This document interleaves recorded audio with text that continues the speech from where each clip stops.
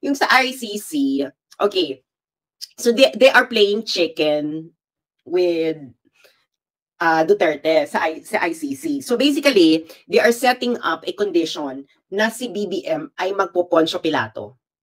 Nagigets nyo? Kung nagigets nyo, mahalin nyo ako. nasa Facebook pa rin ako. So they are sa ICC, they are setting up a situation na si BBM magpo-Poncio Pilato. Sasabihin nila, di ba, gusto mo naman mag-surrender, gusto mo naman magganito. Or something else na sasabihin niya na wala akong kinalaman dyan. Duterte is now moving towards becoming a historical actor. So, itong ginagawa ni Duterte, kahit magdebate tayo dito ng legality, ang magiging final verdict kay Duterte ay history. Hero. History. Sa history natin, magiging hero siya. Si Tambal daw, siya ay maglaban ng 2028. Tapos si Rizza nag-recruit, parang humihingi siya ng tulong sa mga BBS vloggers.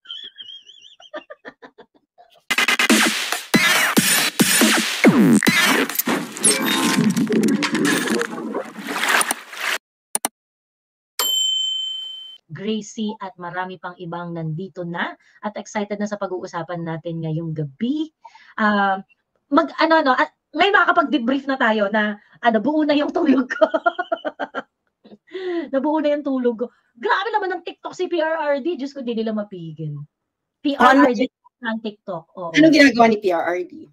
Sa TikTok? Mga eksena doon sa mga eksena sa hearing. Is it overwhelming positive or overwhelmingly negative? Overwhelmingly positive. Okay, mag-ano tayo, no? Ito lang, ko kasi parang yung team ata ni PRRD or maybe, hindi natin alam kung sinasadya ito or what's this? Ano siya? It's just a tactic. Kasi nakaloka kasi hindi nila nasagot yung tinanong ni Castro. Anong metrics mo kung bakit naging successful yung drug war mo? Oo. So let's just show some data, no? Can you help me with the tracking page, Becky Sor?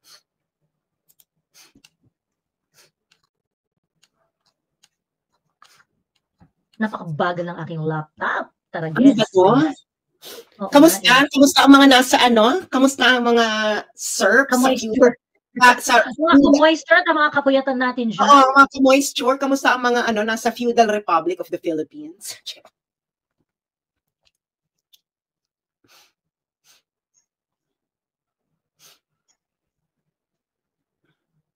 Sige pa, girl. Sige pa. Ibaba mo pa. Okay. So, mag-ano muna tayo, no? Let's have some numbers kasi tayo they are not contextualizing the number. Ikaw, Madam Chair, should numbers be contextualized and how? At bakit importante siyang i-contextualize? Yeah, okay. Actually,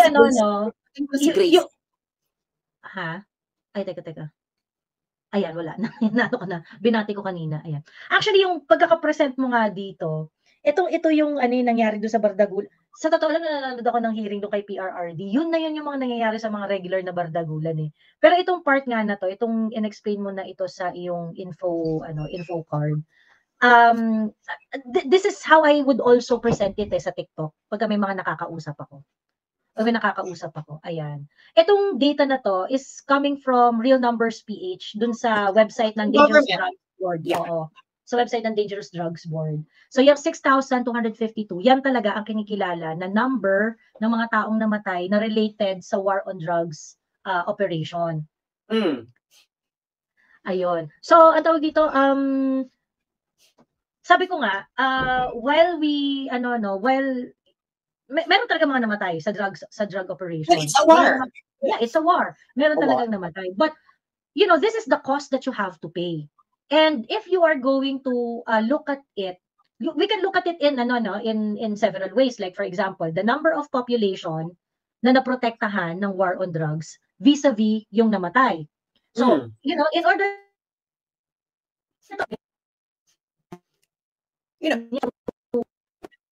hindi kasi parang nawawala ka, girl.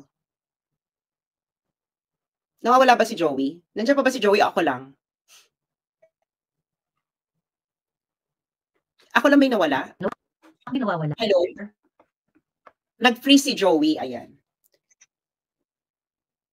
Ayan. Okay. Hello. Okay. Nako. Ano na, Joey? Ayan, nakabalik ka na. Baka kailangan mo mag-turn off ng Ayan, I'm back magsara ng ulit. Okay. Wala nga akong ano, wala akong tab na naka-open, Facebook lang. Naglalag ka, girl. Oo. Nawawala-wala ka. Hintayin lang po natin. Ano bang may problema? Laptop ko, internet ko. Oo, naglalag ka, girl.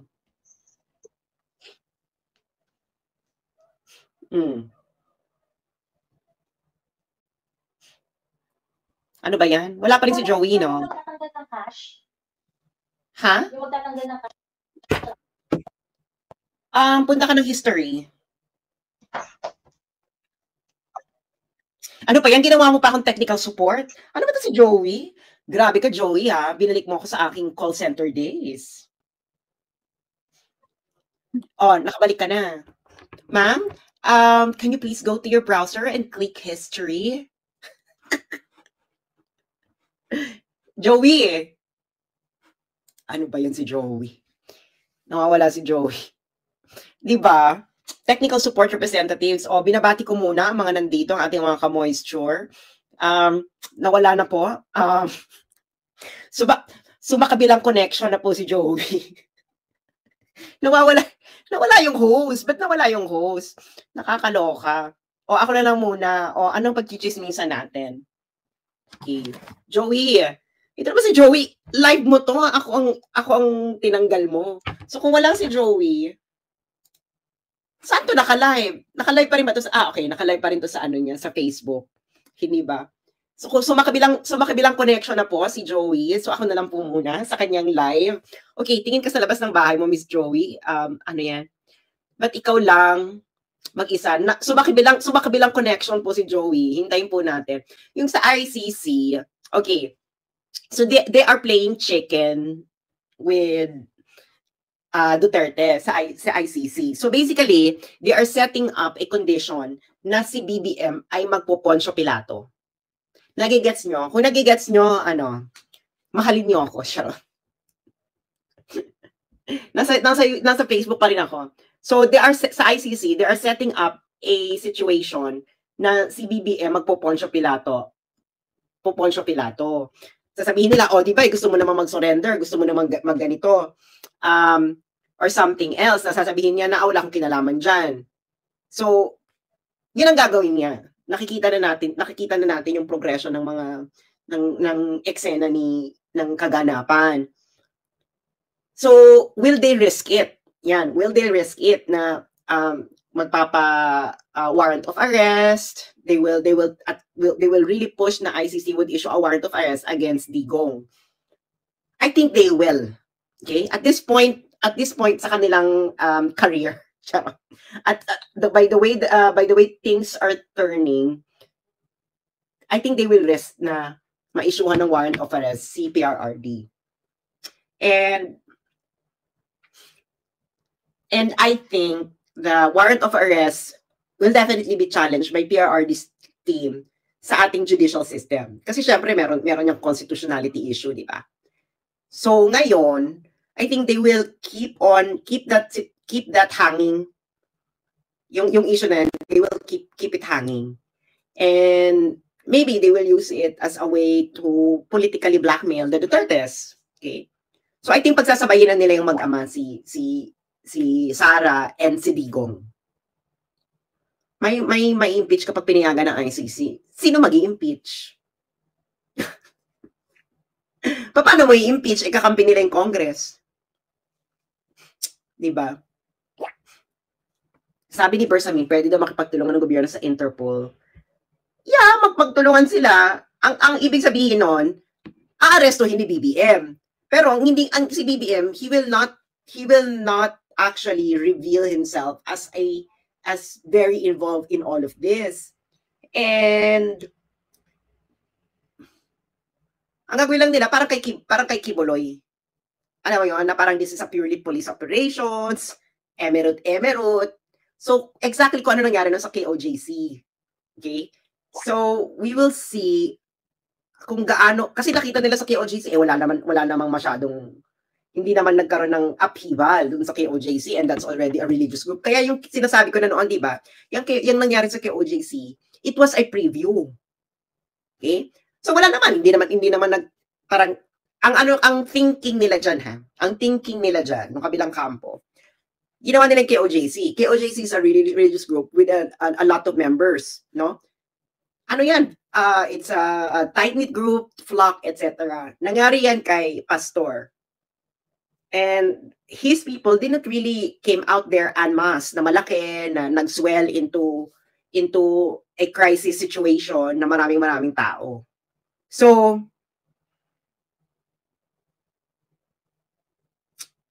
anong gagawin natin? Asa na si Joey? Nag-restart ba si Joey? Iniwan na ako ni Joey. Okay. For PRRD, support mag-group na tayo, taga dito sa Luzon, para punta tayo pag inaresto si PRRD.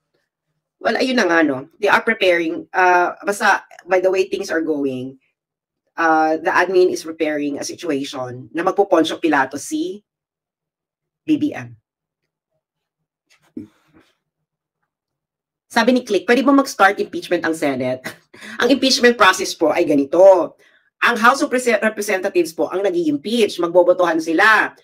Okay, pag nakuha ng sufficient votes, impeach ka na. Ang susunod na proseso, ipapasa nila yung articles of impeachment sa Senate para magkaroon ng impeachment court para malaman kung convicted o acquitted yung na-impeach. Okay? Ang impeachment po nangyayari sa House of Representatives. Ang nangyayari sa Senate ay conviction or acquittal.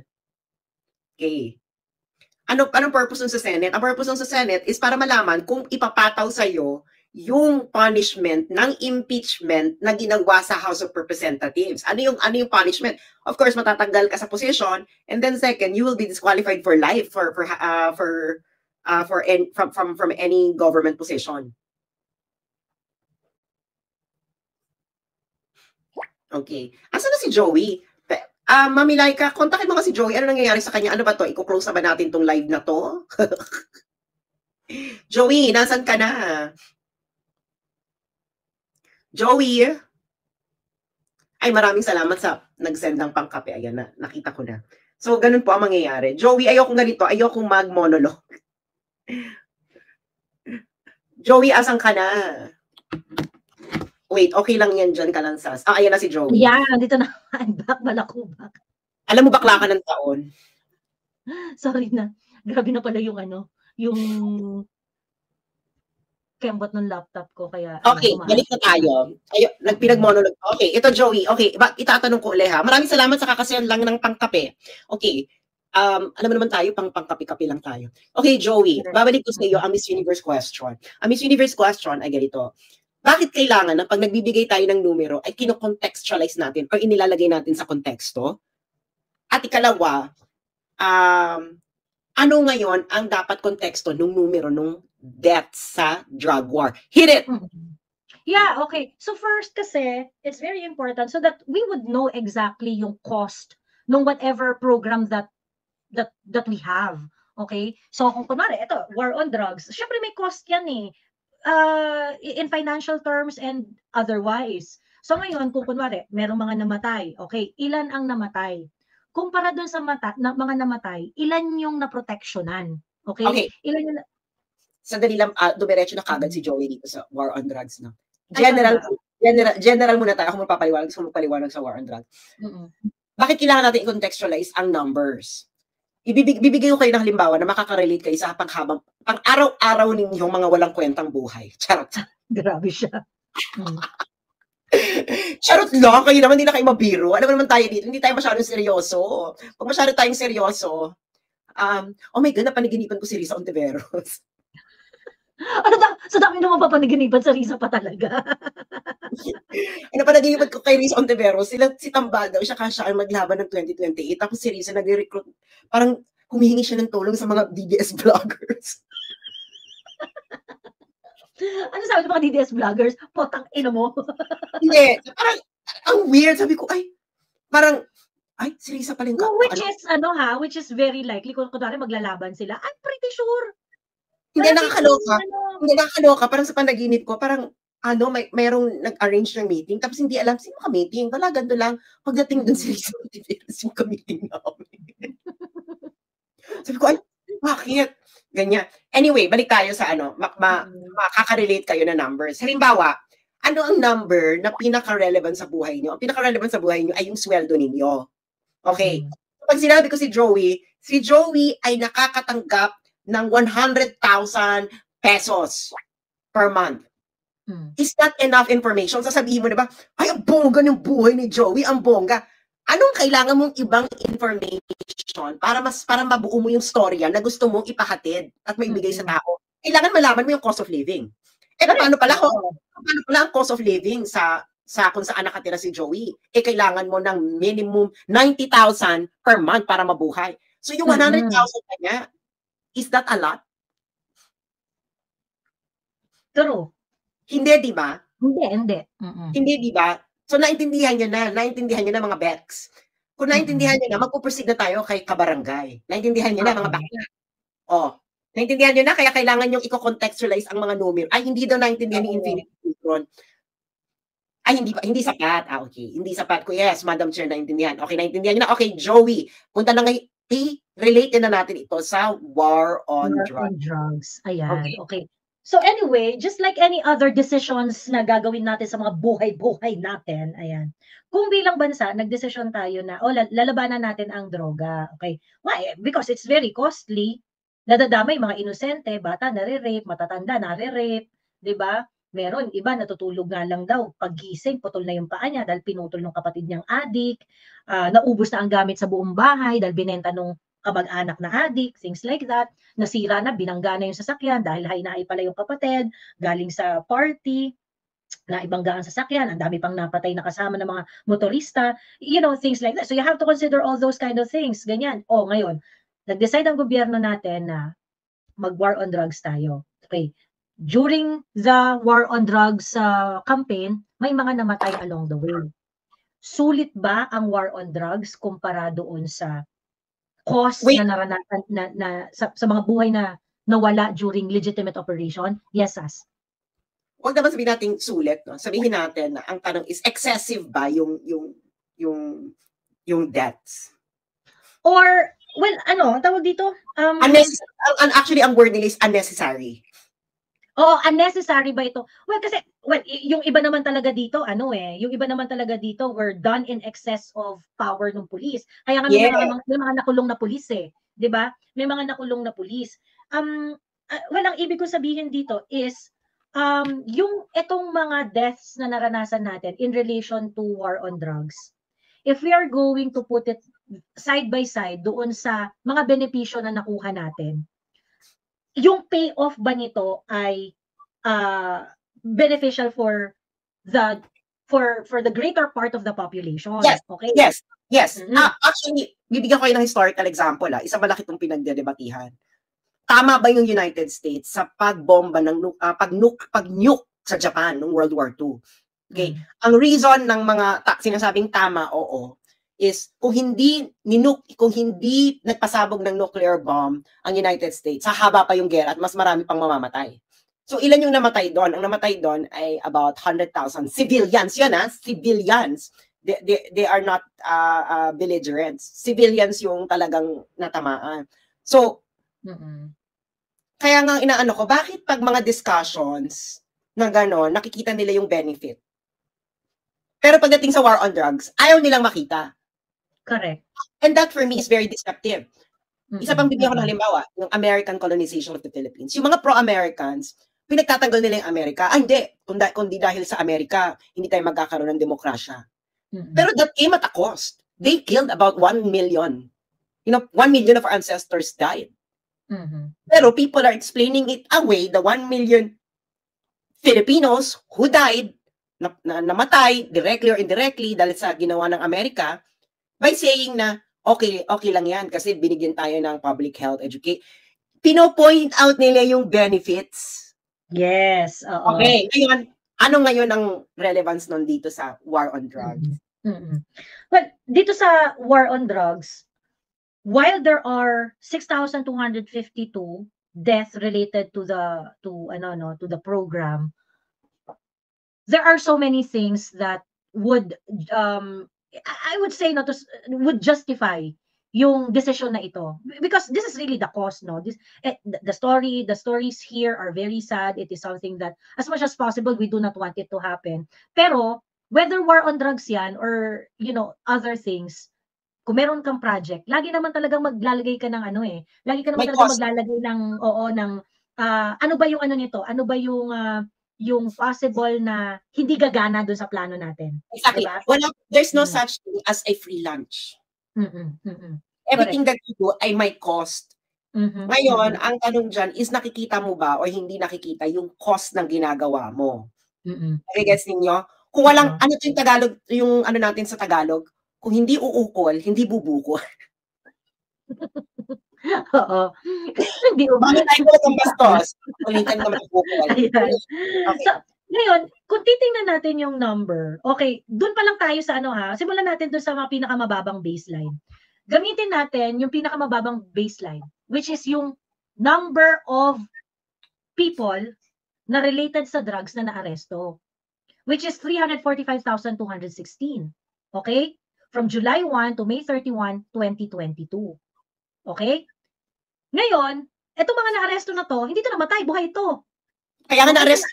At since naaresto sila, ibig sabihin, dinala sila sa tamang proseso. Yeah. Right? Dinala sila sa tamang proseso. So ngayon, dyan tayo sa arrested as a baseline kumpara doon sa number of deaths. Okay. So, if we're going to look at 345,216 vis-a-vis yung death toll nitong war on drugs na ito, what percentage is that kumpara doon sa mga buhay na... So, paano natin niyan? I-add natin yung 345,216 at 6,252. Okay, add it, Joey. 345,216 plus 6,252. Bakit kailangan natin siyang i-add? Kasi ito yung number ng taong apektado. Na-accost, they were confronted. A total number of people confronted directly ng police operations. So, ano yung total yun? Yung dalawa? 345,216. Ay, sorry. 345 216 plus 6252. 6252. Wait, teka, wait lang, sorry. 345 216 plus 6252 equals 351,468. So, yun ang number natin ng kinonfront ng war on drugs. Directly confronted through police operation. So, ngayon, paano natin malalaman kung ilang percentage doon sa total number ang namatay? So, si Miss Laika, nagbigay na siya. It's 1.7%. Bakla, ibig sabihin... Natin na mathematician. Teka, paakitin ko si Mami Laika. Mami Laika, kailangan namin ng champion sa math. Engineer. Okay. So, 1.7%. Girl, ibababa natin to sa pang-araw-araw mong relasyon. Halimbawa sa relasyon mo sa jowa mo, 1.7% lang kayong sa kabuuan ng relasyon nyo, sa lahat ng oras yung magkasama, 1.7% lang kayong nag-away. So, ilang percent sa relasyon ninyo hindi kayo nag-away? 98.3? Correct, 98.3%. So, i-define mo ba yung relationship mo sa 1.7%? 1.7%. Correct, okay? Ayan. Nandun pa lang tayo sa pinakamababang baseline, ha? Ibig sabihin, ito yung mga moment na nagkaharap yung gobyerno at yung mga confrontation ito. Okay? Confrontation yan. So, gamitin natin yung 30,000. Doon punta tayo sa 30,000, yung pinakabongga nilang number. So, that's going to be 375,216. So, i-divide mo doon yung 30,000. 30,000 divided by 375,216. Mga nasa 3.5 yan. Oh, ikaw nga, i-check mo, Joey. 30,000 divided by 375. 30,000.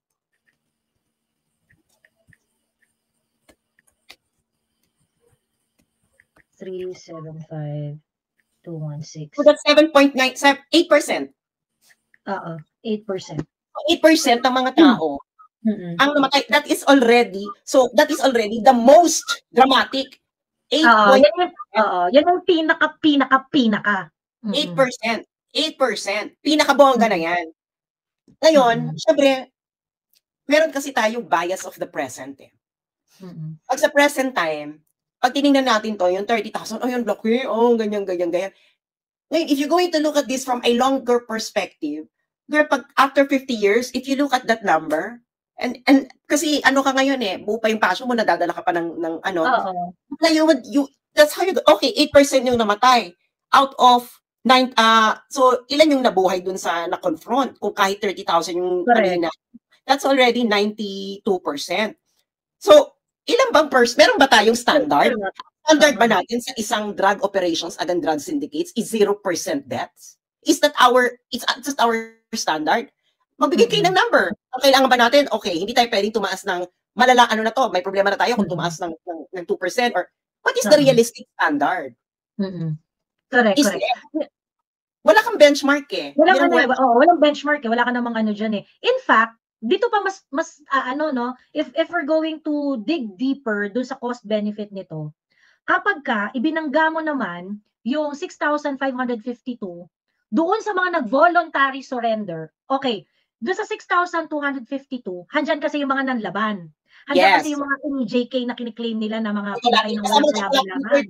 Kasama na dyan yung collateral damage. Kaya nga, kasama na yung collateral damage. Okay. Let's use 30,000. Okay, so ngayon, may percentage dyan na talagang napatay ng police in excess of their authority. Meron dyan yung mga naipit sa barilan, meron dyan yung mga and things like that. Okay. So ngayon, sa 6,252, pwede pang bumaba yan eh kung nag-voluntary surrender ka. And that is on the cases of nanlaban. Ibig sabihin, pwede kang hindi mamatay. Pwede kang pumunta dito sa 1,222,363 kung hindi ka nanlaban. And that is number against 6,252. May option ka eh. May option ka to voluntary surrender. Kasi kung sasabihin mo wala kang option, bakit may 1.2 million na voluntary surrender? Remember, itong 1.2 million na to, hindi to arrested Magkaiba yung arrested sa voluntary surrender. Yung arrested, yung deaths, ito yung kinonfront ka through a police operation. Inoperate yan. Yung voluntary surrender, walang operations yan. Correct. As in, magsumuko na kayo. Sumuko yung 1.2 million. No? Correct. This is already itong voluntary surrender na to, mapapababa pa nito yung 6,252 had you chose this option of voluntary surrender. So ngayon, ang challenge dito kila Leila de Lima, kila Chel Jokno, at yung mga iba pang galit na galit sa war on drugs, can you please tell us the number of people na namatay because nanlaban in this doon sa 6,252? Kasi dapat i-minus natin 'yan, 'di ba? Dapat i-minus natin 'yan kasi may option sila and they did not choose that option. Hindi, ang tanong ko sa kanila, bakit hindi niyo sila in-encourage na mag-voluntary surrender like 1.2 million? Actually, Sas, pag kinumpute mo yung yung effectiveness dito pa lang tayo sa Alive yung arrested versus nag-voluntary surrender, around 75% sumuko ng kusa. Ibig sabihin, ganun ka-effective yung drug war. Exactly. Di ba dito lang tayo sa Alive? Dito lang tayo sa Alive. Ilan ang sumuko ng voluntary? 75%? Oo, mga ganun, 76 yan o 77%. Talaga? Parang more than ata, girl. Ay, hindi. I-add mo kasi yung dalawa. I-add mo, tapos yung 1.5. Oo, 1 to 2, divide mo na 1.5. Mga nasa 75% yan. Yung palang napaka-effective na. 78%, correct. So, tama ka, Mami Laika, no? Margin of error of 3. So, 78%. Actually, i-add mo pa yung deaths. Kasi, yun eh, ilan yung so effective siya. You have a 78% voluntary surrender rate. Saan ka nakakita na yung mga offenders, sinabi mo, sumuko na kayo para walang mangyari sa inyo. Tapos 75% sumuko, hindi mo na kailangang arestuhin. So ngayon, pag sa mga inuman ninyo, pag itong pag-usapan ninyo, sa pagkainan ninyo, sa inuman ninyo, sa mga trabaho ninyo, sa mga kabardagulan ninyo, sabihin nyo, i-contextualize nyo yung number. Kasi hindi kayo po pwedeng, saan na namatay? Yeah, pero may 1.2 na sumuko na buhay. Voluntary.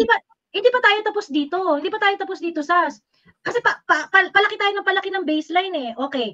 So, Mami Laika was talking about the efficiency rate nito kasi pagka titingnan pa lang natin yun, nandun pa lang tayo sa Alive. Doon sa Alive, wala pang ginagawa yung gobyerno, nag-launch pa lang ng war on drugs. Nagsukuan na. 75% sumuko na. Saka, so inakahanap na ganung level of efficiency. Hindi to.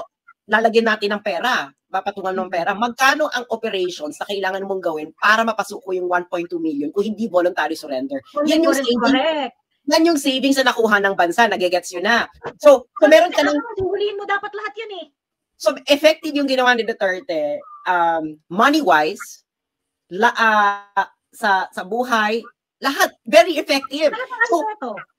Lahat ng aspeto, effective. Kaya hindi ako natatakot na ipagtanggol ko si PRRD. Kasi, you cannot launch a war against drug syndicates na walang mamamatay. There will always be people dying sa war on drugs against drug syndicates.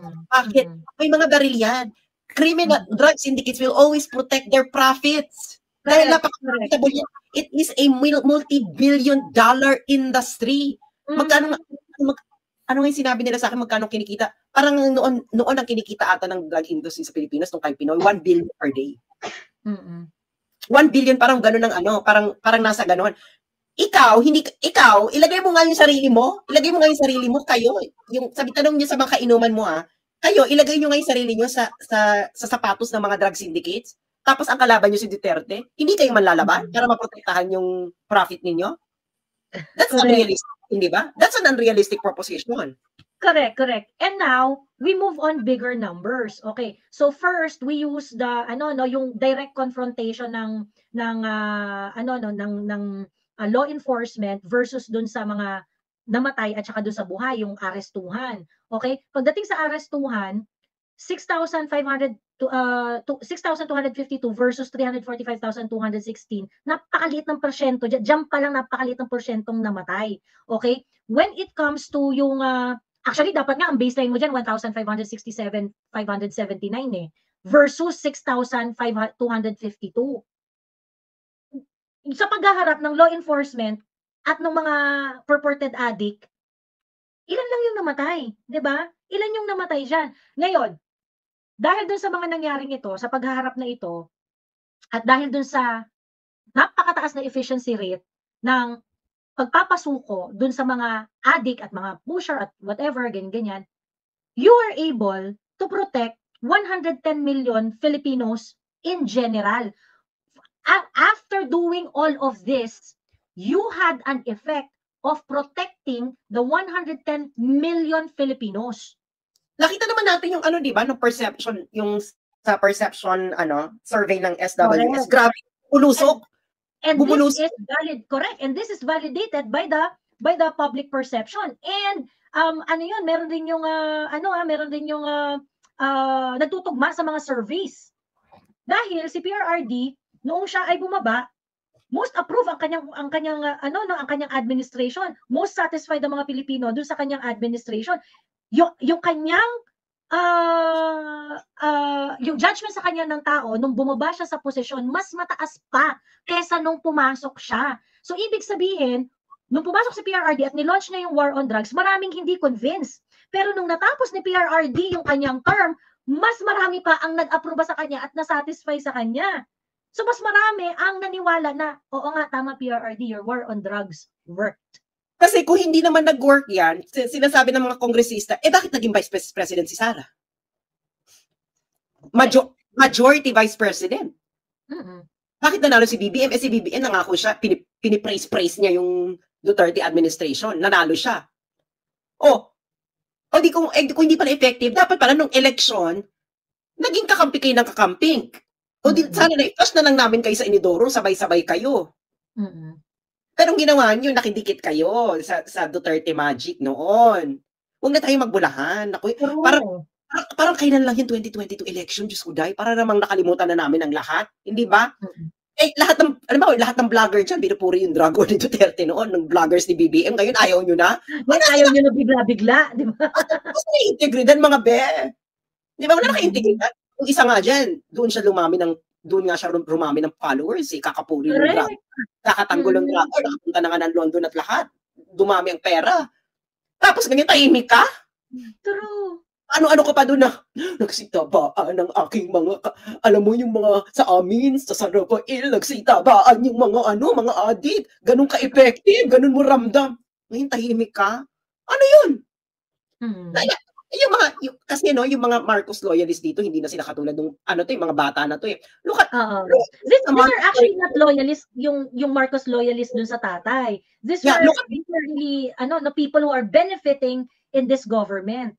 Look at the Marcos loyalists during FEM.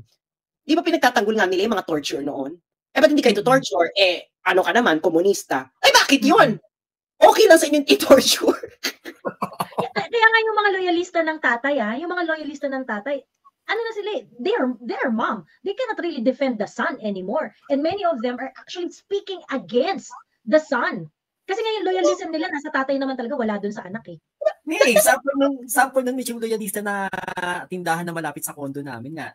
Yung nakita ko natin pinapanood si Mahardika. At yung bibili ako doon talagang galit na galit. Nanonood pa rin siya kay Mahardika sa mga vloggers. Galit na galit siya kay BBM. Sinisira daw yung legacy ng tatay nung tatay.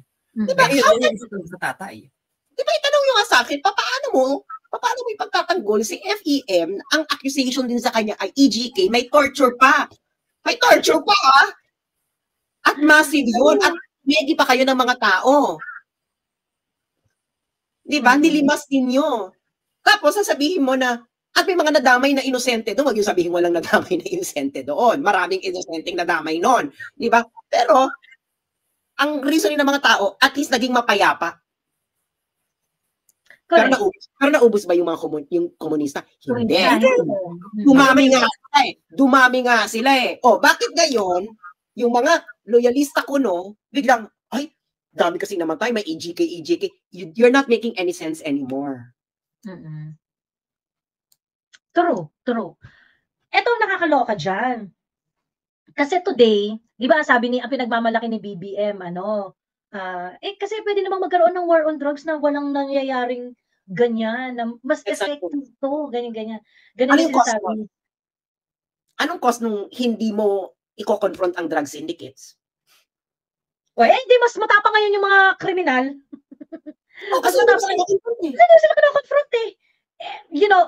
Just today, I was provided with a video ng nagbabarilan sa Maguindanao. Of course, alam natin sa Mindanao talagang madalas naman talaga yung putukan diyan ganyan.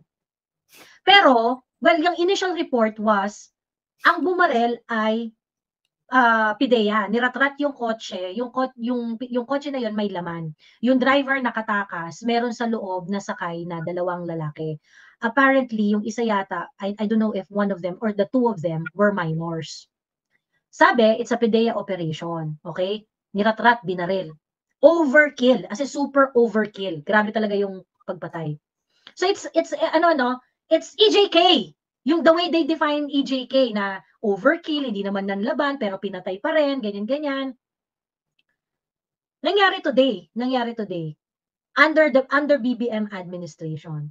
So I wonder if the human rights defenders at yung mga nagsasabi na, because, this is a drug operation, taliwas na to sa sinasabi ni BBM na walang barilan na mangyayari. Na walang anong mangyayari. Di ba? Bloodless. So, bloodless. Actually, nakikita natin yung bloodless na ngayon na hindi na magiging aggressive yung police sa Europe. Ano nangyari? Hindi sila aggressive sa pagsugpo ng droga. Lumakas yung drug syndicates. Nagkaroon na may turf war na po ng droga usually cocaine kasi hindi sila mahilig sa crystal meth, cocaine. Mayaman sila, hindi pag-cocaine sila. Coca yung nila dun sa Europe. May turf war. At epidemic na siya ngayon sa Europe. Yung mga ganggang at may mga baril, mga bata, naka AK-47. So that is the cost. So doon tayo papunta. Joey, Miss Lai, kayo nangyayari ngayon sa Europe. Are we prepared for that? Alam mo, saan ka naman nakakita ng bloodless na pagsugpo sa droga? Tingin mo mapapakiusapan mo yung mga drug syndicate na sumuko na kayo? Ano yung gawin niya? Parang mamilang ka. May mga baril yan, mga disparinghado ng takbo ng utak niyan at kumikita ng malaki yan. Tingin nyo hindi nila ipagtatanggol yung yung negosyo nila? True. Grabe yung kinikita nila dyan. Mami, like, ito ang justification nila. Ito ang justification nila. Ang sinasabi nila is that, kung magkakaroon ng confrontation, di ba raw ay nasa manual ng Philippine National Police na dapat maximum tolerance at ang pag-employ ng violence ay last resort. Well, yeah, pero ang drug syndicates, ano ang kanilang operation manual? Lumaban ka, ay, ano yan, it's either mahuli ka or lumaban ka. Hindi. Mahuli ka or lumaban ka. Lalaban talaga yan.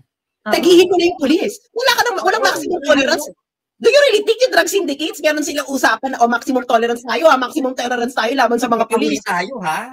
Magpapahuli tayo. Baliw. Ang drug syndicates, may dumadating na truck, unahan mo na. Kahit hindi pa bumubunot ang barel, unahan mo na. Mas maganda nga yung ambush style di ba? Ganun ang yung mga inaano ko yung mga ano ngayon yung mga nagaganyan ng argument na sinabi mo, Joey, yung mga manual. Di gumawa kayo ng pelikula na may maximum tolerance ang drug syndicates laban sa police. Tingnan natin kung yung manonood niyan ay sasabihin, tangina, napaka-realistic. Grabe, ang ganda ng pelikula. Baliw. At nalaloka lang ako, Sas, kasi common Pinoys, alam na ganyan ang takbo ng utak ng mga into drugs, na kapag hinuli mo yan talaga, lalaban yan. Anong pinag-uusapan sa Kongreso? Sa pamilya sa reality? Sa pamilya pa nga lang, aminin nyo, yung may mga addict dito sa pamilya, pag nahuli mong nagdodroge yung isa, anong gagawin? Bex, magwawala yun. Correct. At sa pamilya pa lang, sa pamilya pa lang. Correct. At ilang pamilya na ang nagtagumpay na i-rehab yung sarili nilang family member na nagdodroge? Actually, yung mga pamilya, and I can speak this from a very personal place, maximum tolerance yan. Lalo na yung, Diyos ko Lord. Were you able to solve the drug problem of your family member because of maximum tolerance? Ganyan yan, aminin nyo yan. Sa pamilya, maximum tolerance yan. Grabe. At hanggang ngayon, aminin nyo yung may mga adik sa pamilya, very rare yung nagbago.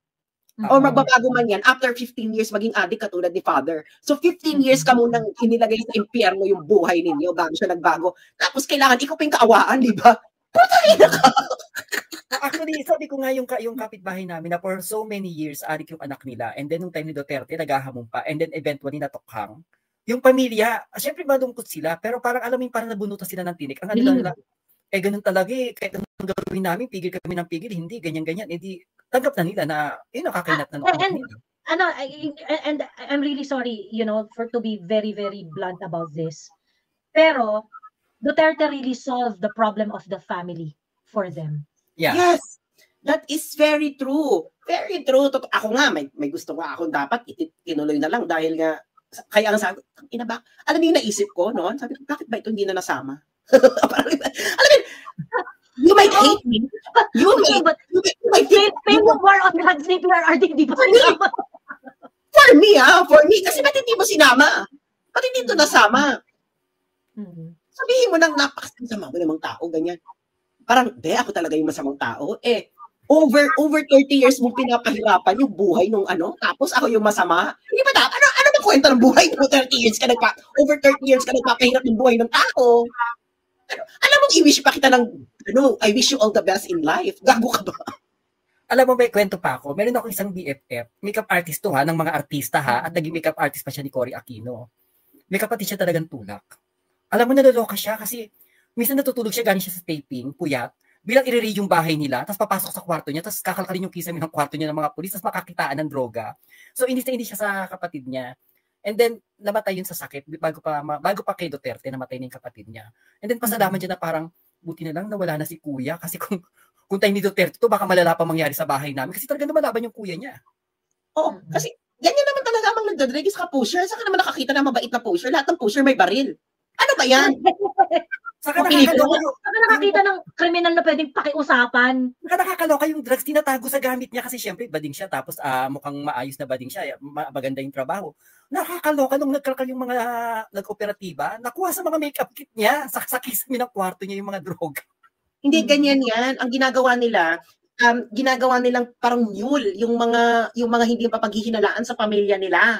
Halimbawa, di ba kaya nga may mga batang namamatay Kasi dala-dala ng pusher or dala-dala ng addict, bibili siya ng drugate, kasama yung anak ko, kasama yung at alam ko yan, dahil sinasabi ko sa inyo, I'm speaking from a very, very personal space. Kaya galit na galit ako. Kaya ako, I'm speaking for all families in the Philippines na may addict sa pamilya dahil alam ko ang pinagdadaanan ng bawat isa sa inyo. Kaya ako, pagsasabihin nila na, ang sama-sama mo naman tao, putang ina ka, ako pa yung masama, akong sumasalo ng problema ng addict. Actually, yung si Kian, Sas, kasi yung Caloocan, yung lugar namin, malapit na yan. Ramdam na ramdam ko yan, Sas. Yung si Kian, ang chismis dyan is, talagang yung pamilya nila, although si Kian is bata, pwedeng pero nagagamit yung batang yan. Kaya nung nagkabalitaan na gano'n na yung si Kian, yung mga adik sa lugar namin, gago kasi mga nun, inuutusan yung bata. Ganun yung talaga, kahit kasi sa, nasa Netherlands ako, yung mga OFW, may mga ganun ng buhay. Siyempre, mga OFWs, mga Filipino migrants, nakikita-kita kasi yan no? Every Sunday, ganyan. Gathering ba? Siyempre, diyan kayo naglalabasan ng sama ng loob. Alam mo yung common sa kanila, ang dami sa kanilang may mga adik na kapamilya, ganyan, na, putang ina, magpapadala na naman ako ng pera kasi ito, si ganito, ganyan, si ganyan, ganito. Pilipino tayo. Ang mga Pilipino, grabe ang guilt trip pag hindi mo natulungan ng pamilya mo. Ano gagawin mo? Wala kang ibang gagawin. Pwede mong sabihin na, bahala kayo sa buhay mo, hindi ko na problema yan. It's so hard for Filipinos to do that, no? Na natatalikuran mo yung pamilya mo, talagang masakit. Parang it's just ingrained in our consciousness na hindi, pagka-pamilya mo, kailangan tulungan mo, ganyan. Tapos, hanggang, kaya marami nga, no? Ang dami, may mga nag-message nga sa akin ngayon, humihingi, luloka, kasi papadala naman siya ng pera sa Pilipinas kasi yung kapatid niyang adik, na problema na naman sa buhay nila, sa bahay nila, ganyan.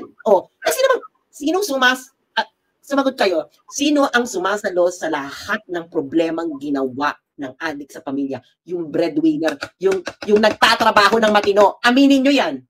Yung nagpo-provide. True. Ayun. Sabi niyo, dito sa amin sa QC, may minors na drug mule, panahon ni Panot, yung anak kasambahay namin. Hindi ko nga pinasok ang bahay. Actually, yung hindi kasi hinge sa reality yung mga pinagkukwento nitong mga ito. Meron mga batang kinembot din yung ganyan. Isa sa mga pinaka-effective na cover ng mga drug pusher ay yung magdadala ng matanda or magdadala ng bata, 'di ba? Na habang nagra-run. Hindi lang drug pusher, pati buyer, Joey. Pati yung mga addict mismo. Dadalhin nila yung anak nila para kunwari namamasyal lang, ganyan, etc.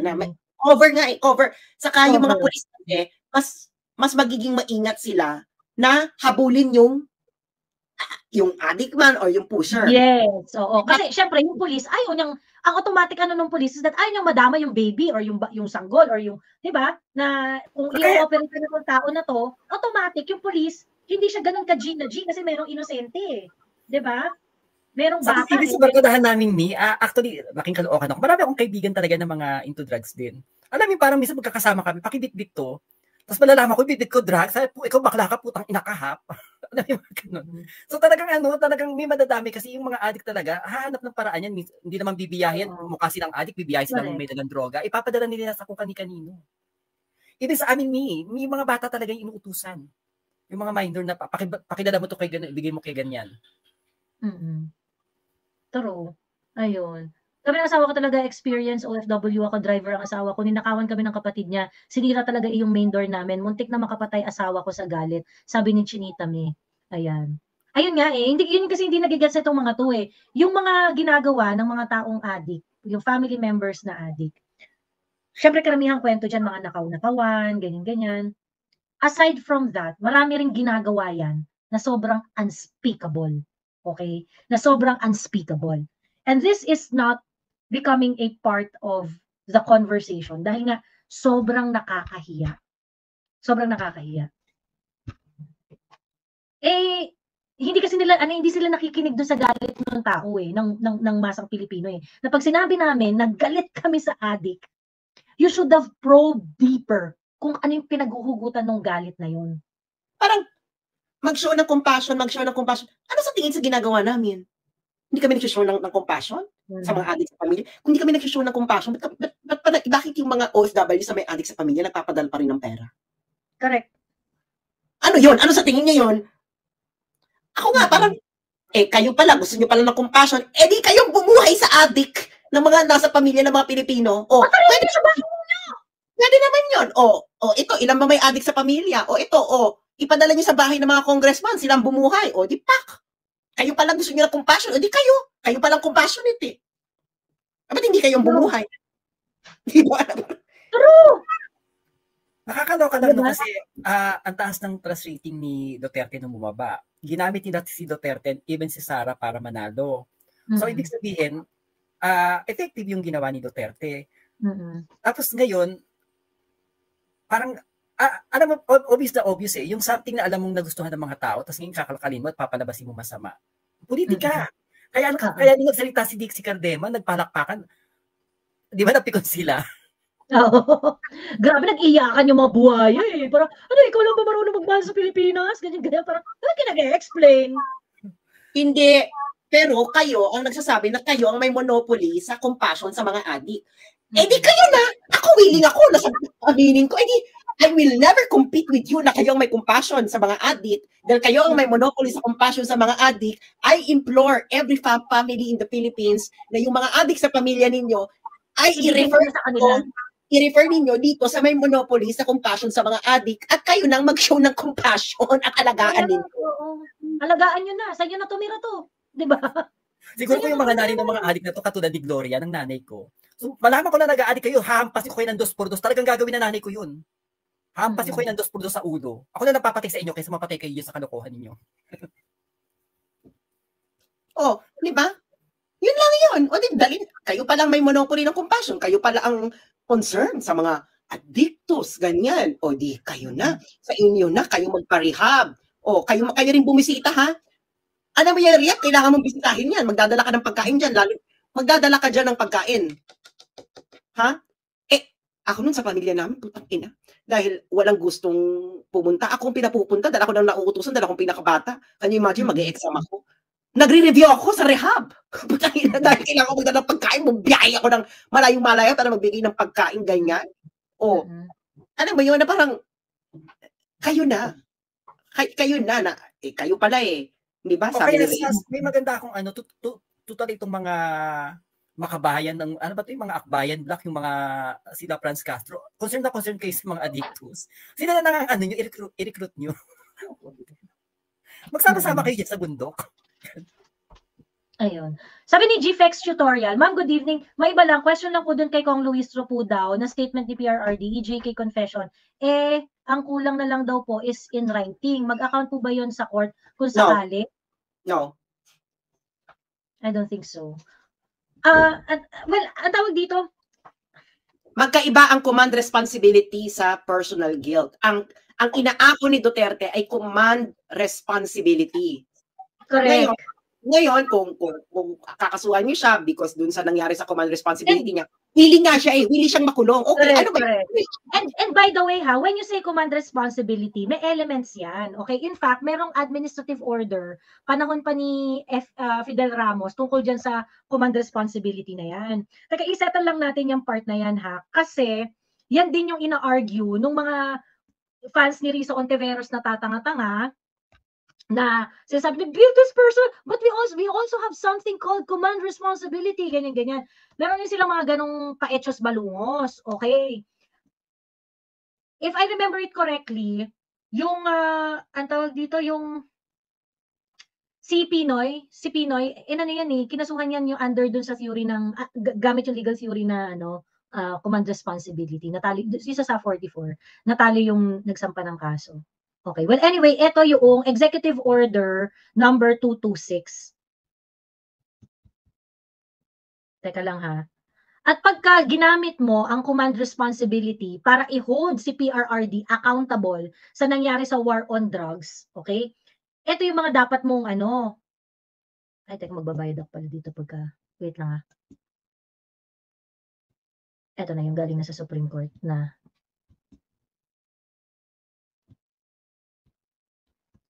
ito, applicable to sa Philippine National Police, sa mga uniform personnel. Ayan. Executive Order number 226, February 17, 1995. Okay? institutionalization of the doctrine of command responsibility in all government offices. Effective pa to hanggang ngayon. In fact, si BBM, noong panahon ni Benhur Abalos, parang they tried to emphasize pa itong command responsibility kinembular na to. Okay, ano ba yung importante doon sa command responsibility? Kailangan, ayan, any government official or supervisor or officer of the Philippine National Police or any law enforcement agency shall be held accountable for neglect of duty under the doctrine of command responsibility if he has knowledge that the crime or the offense shall be committed, is being committed, or has been committed, or by his subordinates or by others within his area of responsibility.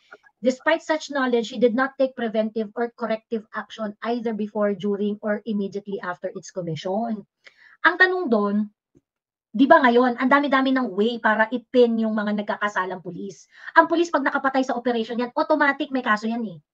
May administrative case yan eh. Basta ang pulis na nakapatay yan sa isang operation, automatic suspended yan. Tapos iimbestigahan na agad yung pangyayari yun. Okay? So, how can there be negligence on that kapag may mga ganung pangyayari? Pagkatapos, eto pa, yung mag-ooperate lang na meron kang knowledge dun sa mga commission ng crime yan. When the irregularities or illegal act are widespread within his area of jurisdiction. Nakita niyo yung number kanina na pinresent natin? Ilang percentage yun? 1 point something? 1.7? Dun sa arrested at saka yung namatay? Versus the number of sumuko? Versus the number of Philippine population? How can that be widespread? Diba?